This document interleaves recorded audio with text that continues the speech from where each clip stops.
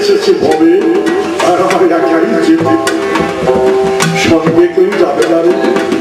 আমি বলি সবার দলের সঙ্গে যাবে কি একমাত্র আমার নাম ভিন্ন গতি নাম। ওই আমার মহাপ্রভু বলেছেন হরের নাম হরের নাম হরের নাম ওই বলতে বলো নাচতে নাচতে নাচতে হরিকালে হরিনাম ভিন্ন গতি না। তাই মনের গোল ঘুচিয়া গেল প্রাণন্দে যদর্শ ভক্তবৃন্দে গৌর বিমানন্দে সবাই একবার হরি বল হরি বল।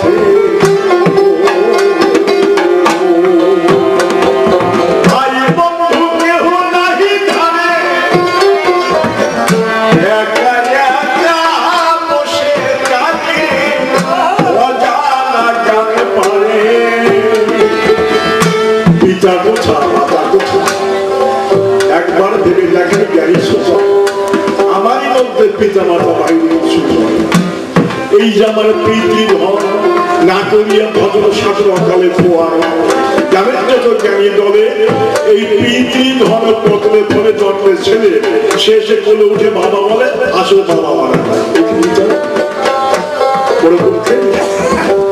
যে সম্পদে সন্তান জন্ম ধরে আমরা বিনা কারণে বাসরে গিয়েছি সম্পদ খোয়াই।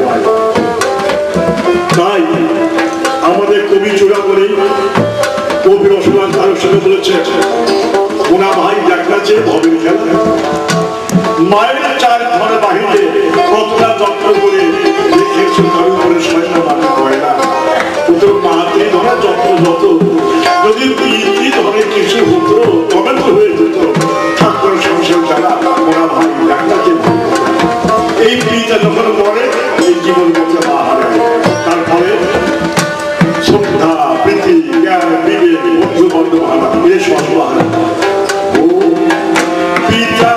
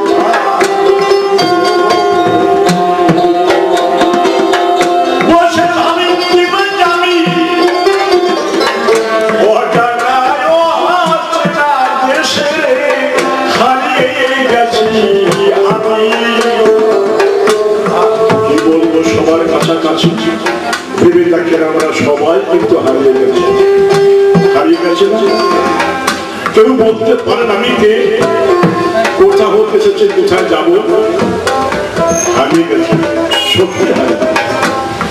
কেমন হারিয়ে গেছি জানেন? একটা গল্প সত্য। আমাদের বেদান্ত ভাষ্যকার শঙ্কর আচার্য যিনি আমরা কেমন হারিয়ে গেছি দুটি গল্প নিয়ে বুঝায় থাকছেন। একটি গল্প সবাই বলে আমরা কেমন হারিয়ে গেছি। এক রাজরানী ছেলে বলে নিয়ে তিনি পথ দিয়ে যায়, আকাশ উঠেছে মেঘ, জলের প্রবল বেগ, রানীমা বিদ্যা সন্তস্তা ছেলে বলে দৌড়ায়, দৌড়াবার কালে কোল হতে পড়ে গেছে ছেলে, বালিশ নিয়ে পড়ে ঘরে আনে, ঘরে গিয়ে সে দেখে ছেলে পড়ে গেছে বালিশ, নিজ কর্ম করে কালী দেবে নালিশ। রানীমা বড় ব্যথা দিয়ে আর ওই ঘরের ভেতরে এক ভিখারি ভিক্ষা করে উপরে যায়। শিশুর কান্না শুনতে পেল, যে কান্না এগিয়ে যেত সুন্দর একটা ছেলে ধুলায় গোড়াগড়ি যায়। বলি সবার সমর্থে ব্যস্ত হয়ে নিয়েছে বন্ধে দিয়ে আপন পক্ষে পুত্রের মতো পালন করছে। ওই যে ছেলেটা ও কিন্তু রাজার ছেলে, এখন তো যা বস্তিতে ভিখারি করে সব কাছে বুঝে দেখা কি গেলে বাবা ভিক্ষা করে রেখে 12 বছর কেটে গেল। 12 বছর পর একদিন ওই ভিখারি গায়ে হচ্ছে জল, দেহ কাবে ছেলেকে ডাকবে বল পোকা আমার কথা মার, আসতে ভিক্ষা করে আর আমার তো বাইরে যাওয়া সম্ভব। ছেলেটা মুখে বলে কৃষ্ণ রাধে, বাবার ভিক্ষার চলে দিয়েছে। ভিক্ষা করতে পথে বাইরে হলো, মনে করে বিবেচনা বাড়ি বাড়ি ঘুরবো না, ওই রাজবাড়ি যাওয়া ভালো। এই ভেবে তাড়াতাড়ি উপনীত হয়েছে রাজবাড়ি। রানীমাতে যারা বলেছিল, যখন গিয়ে দরজায় হরে কৃষ্ণ বলে ভিক্ষা চায়, রানী দেখে চোখ গেল, বেদনায় ভরে উঠল বুক, অপলক নয়নে তাকিয়ে আছে ছেলেটার পানে আর ভাবছে মনে মনে এই যে আমার 12 বছর আগে হারিয়ে যাওয়া ছেলের মুখ। নিচে নেমে চলছে, ও খোকা খোকা দেখি বাবা তোমার বাড়ি কোথায়? বাড়ি বসে। তোমার বাবা মা আছে? আছো, আমার বাবা আছে, মা আছে, ভাই আছে, বোন আছে, সবার সবার সব সব আছে। রানীমার সন্দেহ হয়ে গেছে, প্রচুর চাউল ডাল নিয়ে পরে দিয়েছে, পরে ভিক্ষার ঝুলি পড়ে আর বলছে খোকা বাবারে আমায় ভালোবেসো, এই যে ভিক্ষা যা দিলাম মনে আছে ভাবো আগামী দিন এর দ্বিগুণ ভিক্ষা দেবো, কিন্তু তোমার বাবাকে শ্বাসে নিয়ে বসো।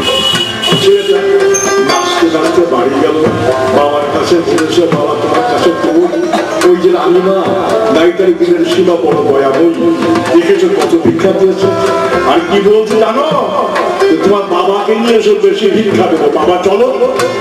জোর করে বাবাকে নিয়ে গেল। রানীমা ডাক দিয়ে বলে ভিখারির ধান কে ভিখারির সময় দাও সত্য পরিচয় বলো, এই ছেলে কি তোমার? তখন ভিখারি জোর হাতে বলেছিল রানীমায়ের সাক্ষাতে মাদক তোমার দেরি পরিচয়, 12 বছর আগের কথা, শুধু রানী মাথায় একে ঝড়ের মধ্যে কুড়িয়ে পেয়েছে পথের গায়ে ছেলে আমার বাবা। যখন ওই কথা বলেছিল রানীবাবু করে কেঁদে উঠল, ডাক দিয়ে বলে মনে বড় ব্যথা জাগে, আমি ছেলে হারিয়েছিলাম 12 বছর আগে ছিলাম। ছেলেটি যখন জানতে চোখ ধরে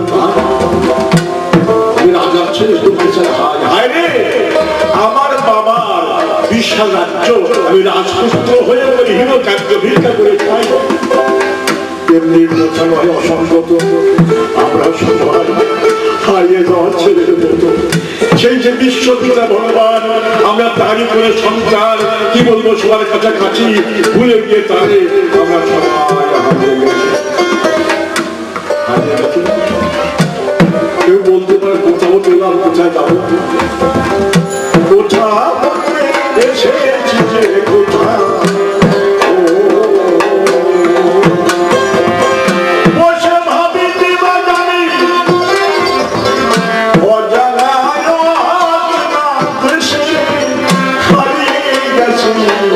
আমি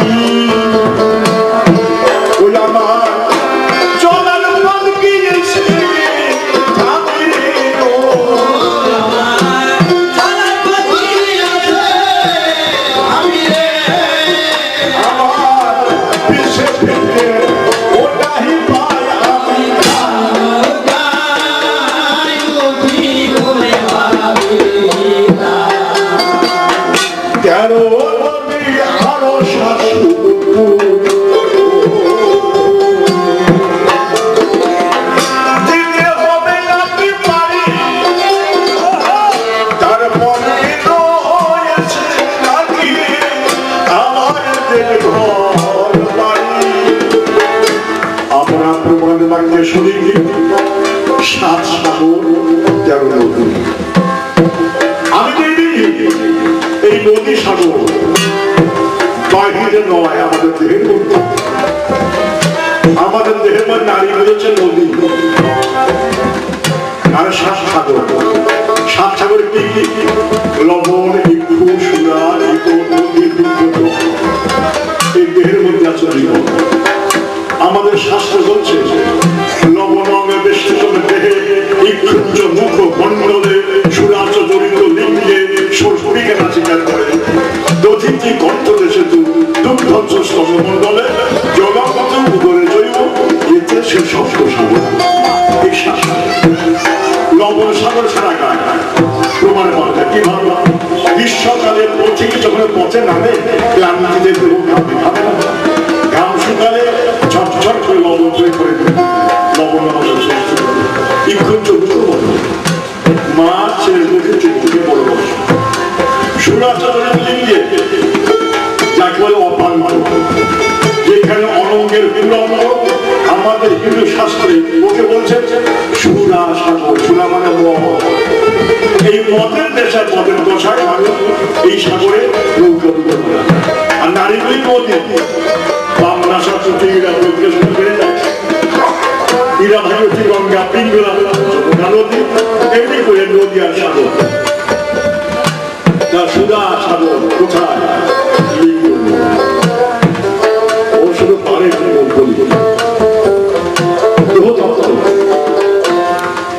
পুরুষ দেহ তত্ত্ব অনেক হয়, কারণ অনেকে যোগী, অনেকে ঋষি সংসার ত্যাগ করে গভীর জঙ্গলে পাহাড়ের মধ্যে তপস্যা করছে। চোখ বুঝে নিজের মধ্যে প্রবেশ করে কোথায় কি আছে দেখেছেন, তাই শিষ্যদের দিয়ে কাছে লিখে রেখেছে। এই জন্য পুরুষ দেহ তত্ত্ব পাওয়া যায়। দুঃখের কথা কারে জানায় নারী দেহ তত্ত্ব পাওয়ার সাধ্য কেন নাই? মায়েরা লাভ হবে না। আমাদের দেশের মায়েরা সাধন ভজন করে না। আজকাল মায়েরা ভাবে কি লেখাপড়া শিখবো, বিয়ে পাস করবো, এমএ পাস করবো, পুরুষের সাথে চাকরি করবো, সাধন ভজন করে না। এই জন্য নারীতে হতে অত বেশি পাওয়া যায়। হ্যাঁ, এক কারণে কিছু দিয়ে গেছে। সে কে জানে? সে মেয়েদের নাম জানে না, নাম শুনেছে কেমন দূরবর্তী পরিচয়। সে হচ্ছে হীন জাতির মেয়ে, ধোবার মেয়ে, নামটা রামিনী রজকিনী। এই সুরাসাগর সম্বন্ধে কিছু দিয়ে গেছে। তার লেখায় আছে আছে কি 27-এর পরের 3 বছর প্রথম দুয়ারে এই যে দ্বিতীয় দুয়ারে আসব স্থিতি, আসপরে বধূ, তৃতীয় দুয়ারে দণ্ডর্প নয়, দণ্ডর্পের দর্প নাশ করলে ভগবানকে পায়। পরিষ্কার ভেঙে না বলে তো বলবেন না। 27-এর পরে 3 বছরে মানে কি? আমি বলি সবার বাস, আমরা সবাই জানি 30 দিনের মাস, তাই না? বাগদান 27 দিন, কয়দিন থাকে? 3 দিন থাকে না? আমি বলছি নিঃসন্দেহে এই 3 দিন প্রতিটি যুবতীর দেহে মাতৃত্বের জোয়ার বহে মা হতে চায়। যদি কোনো মহিলা ভাবে আমি মা হব না, মাতৃত্ব লাভ করবো, তিনি ব্রহ্মচারী হয়ে তখন হয় সাধনা। নিজের মধ্যে ডুবে ডুবে ওই সুরা সাগরে তুলে গিয়ে দেখে ওই সাগরে 3টা ঢেউ। প্রথম করে মদের গতি, মাদকতা বেশি, একে অপরকে শাস্তি চায় না। পুরুষ নারীকে পেলে, নারী পুরুষকে পেলে আর শাস্তি চায় বেশি। প্রথম করে মদের গতি, দ্বিতীয় করে আসো সাগরের মধু, এত ভালো লাগে মনে হয় এর চেয়ে ভালো বস্তু বিশ্বাস আছে। তৃতীয় করে কম্পার্ক গ্রীষ্ম বলছে চেষ্টা করবে। এই দেহ তত্ত্ব আপনার সন্তান, এই নদী সাগর গল্প করে বাড়িতে অবস্থা আছে, সত্যি আছে, গল্প প্রমাণ নেবেন। আমি কবি গান গাই, আমাদের পূর্বপুরুষ হরিবর মনোহর মারা একটা কাছের দল, ওই মনোহরের বাড়িতে গণেশ পাগল ছিলেন, নদী সাগরের বাড়ির দল। মনোহর কৌশল করে পাগলকে বন্দী করেছিলেন কবিগার গান। কিভাবে জানেন? মনোহর সরকার আমার দুর্গাপুর হতে কবিগার গাড়িতে চলছেন কোদালি তার গণেশ ঠাকুরের বাড়ি পোলসা ওই কাজ দিয়ে যায় আর ওই ডাক্তার কে যায় যে মনোহর সরকার যে কবিগান গায় ও দেখে নিয়ে যায় ও সরকার আমাদের পাগল আপনাকে ডাকছে মনোহর বলছে মাঝে শিখি নৌকা ফেরা আমি পেয়েছি সারা ভাগ্যের ছিল না এরকম নাম করে পায়ে ঠাকুর দিলেন কথা বলে বলছে মনোহর বাবা গরিব আসেন আমি কবিগান শুনতে বড় ভালোবাসি আমার কবিগান শোনান আপত্তি নাই বলে গা যা পারি কিছু দেবো বঞ্চিত করবো না স্বামীরা যারা দিয়েছে গান করছে উনি ভাবছেন কি যে শ্রোতা করে শুনছে ভক্তের আসবে টাকা দিয়ে সেবা করে যা পাবো তাই দিয়ে কবি করবে উনি কিন্তু টাকা পয়সা ভক্তের না যদি কেউ টাকা দিয়ে প্রদান করতে শুনেছে 500 টাকা আজ ভাবটা দিয়ে ফিরাই দেয় এমনই সব করো কি বলবো সবার কাজ সবাই কবিগান শুনে পালিয়ে গেছে ওনার কাছে কিছু মনে হয় যা ভাবটা হলো না কেউ তো কিছু দিল না ধান চলে একটা কিচ্ছু না টাকা দিতে পারছি না এই সস্ত টাকার পরিবর্তে কি চাস তাই মনোহর মনে করে বিবেচনার সুযোগ পেয়েছে ছেলে জীবনে দেশে দেশে চোখের জলে পড়িয়ে পাগলের পদ তোলে দেখে বলে পাগল জীবন ভরি অধিকার গাই কত টাকা পয়সা পাই তুমি টাকা টাকা তোমার পয়সা পাই যতকাল জীবনে বেঁচে রবে এই হতভাগা মনোহরের বাড়ি তোমার রাখতে হবে তোমার কৌশলে কলিকানে গিয়ে করে বললি ওই গণেশ ঠাকুরকে দুর্গাপুরে এখন তার মন্দির আছে সমাধি দেখতে পারি উনি কিন্তু নদী সাগরে পাড়ি করলেন জানেন মনোহর সরকার প্রতি বছর আশ্বিন মাসে দুর্গাপুজোর সময় পাঞ্চি নিয়ে পদ্মা পানি দিয়ে ঢাকাকে কবিগান গাইতেন আর পৌষ মাসে ফিরতে 26 সালে কবিগান করবেন বলে নৌকা চলছে 26 সাল ঝড়ে করেছে ঝড় ভীষণ ঝড় ওই 26 সালের ঝড়ে মনোহরের নৌকা গেছে পদ্মার মধ্যে উত্তাল তরঙ্গ তুলে নৌকা খারাপ ফেলতে গিয়ে মনোহর দেখে আকিদের দুঃখে ছাড়া হায় আর জীবন আসা না পাগলের কথা বলো পাগল ঘরে বলো দেখো না আর তোমার চরণ দেখতে পাবো না যা গণেশ ঠাকুর পূজা ছিলেন গোপালগঞ্জের পাশে দুর্গাপুরে ওই ঝড়ের ভেতরে লাভ দিয়ে ঘর থেকে উঠানে পর্যন্ত কি আছি তোরে স্বাধীনতা ধামাতে জল ভালো নৌকা ডুবে যাবে নৌকা ডুবে পদ্মা আর গণেশ ঠাকুর দুর্গাপুরে উঠে জল ফেলায় এরা নদীর সাথে পাড়ি দেওয়া কেন আরো সাতশো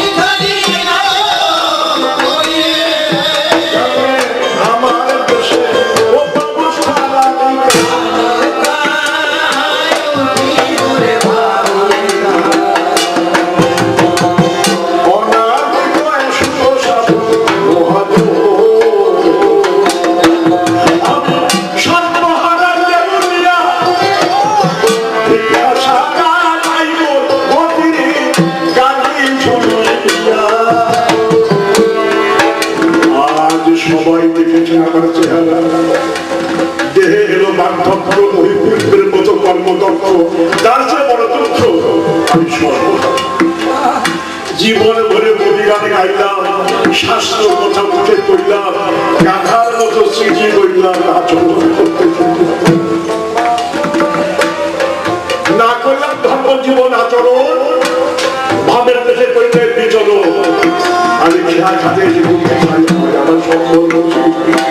ভরসা যদি সাধুগুরু মহাশক্তি বা বিজ্ঞান ভক্তপদ নজর ভক্তপদ জল ভক্ত ভক্তাবশেষ এই 3 সাধনার বল এ সাধুগুরু মহাজন আমি বড় অভাজন আমি সবার কৃপা ভিক্ষা চাইতেছি।